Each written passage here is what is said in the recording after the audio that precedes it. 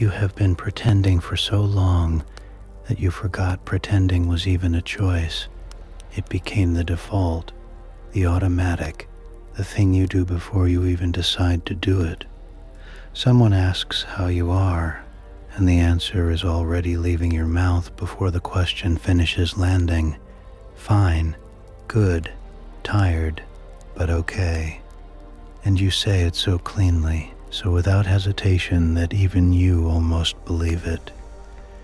That is the part nobody talks about, not the exhaustion, the fluency, how good you have gotten at it, how the performance stopped feeling like a performance and started feeling like just you. But tonight, in this quiet, something in you already knows that is not quite true. I want to tell you about a woman I think about sometimes. She was not dramatic about any of it. That is what I remember most. She did not cry in bathrooms or stare out windows with visible longing. She just managed. Every day she woke up and assembled herself. The right tone for the right room. The right face for the right person. She was good at reading what each moment needed, and then quietly becoming that thing. Her colleagues thought she was calm. Her friends thought she was strong. Her family thought she had it handled. And she did have it handled. That was never the lie. The lie was smaller than that. The lie was that having it handled was the same as being okay. That functional meant fine. That because nothing was visibly falling apart, nothing was wrong. She kept a plant on her desk that she never watered, not because she forgot, because watering it would have required her to notice it, and noticing it would have required her to notice everything else that was also quietly going without what it needed. So she just did not look directly at it, and the plant survived anyway, barely. That particular shade of almost okay, that does not die, but does not quite grow either. I think about that plant sometimes when I think about what exhaustion actually looks like in people who are good at pretending. It does not look like collapse. It looks like maintenance. It looks like showing up. It looks like being the person everyone can count on while somewhere underneath something is running on the last of something. Not empty, just almost, just that shade of almost that you have learned to function inside of without mentioning it to anyone.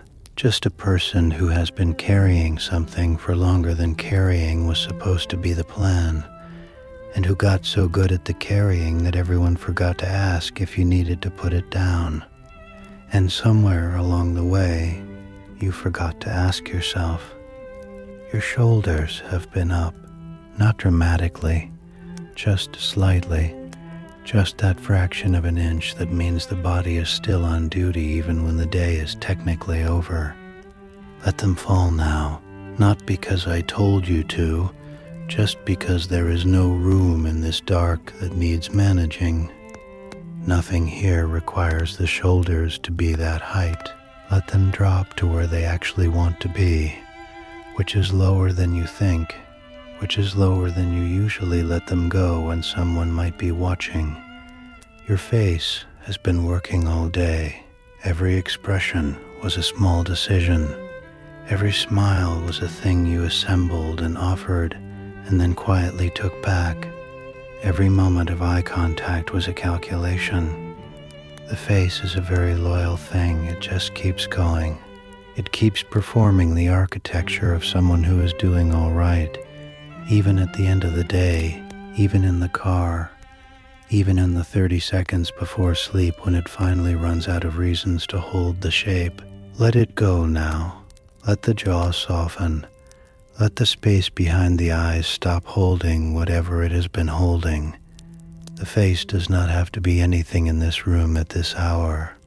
It can just be a face. Your chest is still moving. It has been doing that through everything, through every version of you that you assembled and wore and then quietly took off. Through every room you walked into already tired, through every conversation where you chose the easier word because the true one would have required too much explaining. It just kept going underneath all of it, patient, quiet, requiring nothing. Let it move now without your management. You do not have to supervise this part. Your hands are somewhere near your sides, open or almost open, the fingers slightly curled, the way hands go when they are finally not holding anything. Let them be heavy now. They carried today the same way the rest of you did, quietly, without anyone seeing what the quiet cost. Your breath is doing something different than it was 10 minutes ago. Slower. The space between one breath and the next is longer now, and something in the body is deciding, without being asked, that the day is becoming something that happened rather than something that is still happening. The thoughts are losing their edges. They are still there, but they are further, like a conversation in another room that you can hear but cannot make out, and you find, surprisingly, that you do not need to. The woman with the plant, she watered it eventually, not dramatically, not as a turning point. She just came in one morning and filled a mug with water and poured it into the soil without making it mean anything. And the plant did not transform overnight. It just continued, a little less barely, a little more like something that was going to take its time. That is the whole of it, tonight.